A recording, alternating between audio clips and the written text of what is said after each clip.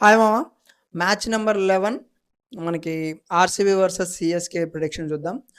RCB already match ఆడి మనకి 9 రోజులు అయిపోయింది.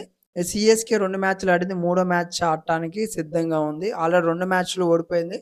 మనకి 2 మ్యాచ్ల్లో కూడా సంజు శాంసన్ అయితే ఫెయిల్ అయ్యిండు. RCB CSK comeback and Sanju Samson comeback 2 ఒకేసారి అవ్వచ్చు. మ్యాచ్ అయితే మనకి బెంగళూరు చిన్నస్వామి స్టేడియంలో జరగబోతుంది. ఇక్కడ మనకి టాసే కీలకం. టాస్ గెలిచిన టీము ఖచ్చితంగా చేజింగ్ తీసుకుంటుంది. చేజింగ్ చేసే టీమే మ్యాచ్ గెలవడానికి అయితే అవకాశం అయితే ఉంటుంది.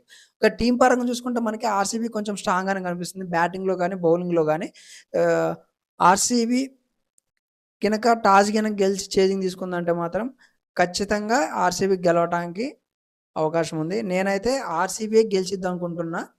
మ్యాచ్ విన్నర్ కూడా ఆర్సీబీయే. మేబీ ఒకవేళ టాస్ సిఎస్కే గెలిస్తే మాత్రం చేజింగ్ తీసుకుంటే సంజు శాంసన్ కంబ్యాక్ ఇచ్చినంటే మాత్రం సిఎస్కే ఫస్ట్ విన్ అయితే నమోదు చేసుకుంటుంది. ఇక్కడ 2 ఛాన్సెస్ ఉన్నాయి. సిఎస్కే గెలవడానికి కూడా ఛాన్స్ ఉంది. మ్యాక్సిమం మనకి టాసే కీలకం. టాస్ సిఎస్కే గెలితే సిఎస్కే మ్యాచ్ విన్ అయ్యిద్ది. ఆర్సీబీ గెలిస్తే ఆర్సీబీ మ్యాచ్ విన్ అయ్యిద్ది. ఇంకోటి, ఆర్సీబీ టాస్ ఓడిపోయి ఫస్ట్ బ్యాటింగ్ చేసిందనుకో 230 ప్లస్ కొట్టితే మాత్రం ఆర్సీబీ గెలవడానికి అవకాశం ఉంటుంది. ఓకే, మ్యాచ్ అయితే ఎవరు గెలుస్తారో నా ప్రకారం అయితే మ్యాక్సిమం టాస్ ఎవరు గెలిస్తే మ్యాచ్ వాళ్ళే గెలుస్తారు.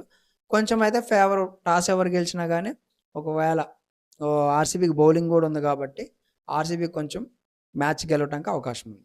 Okay, thank you for watching.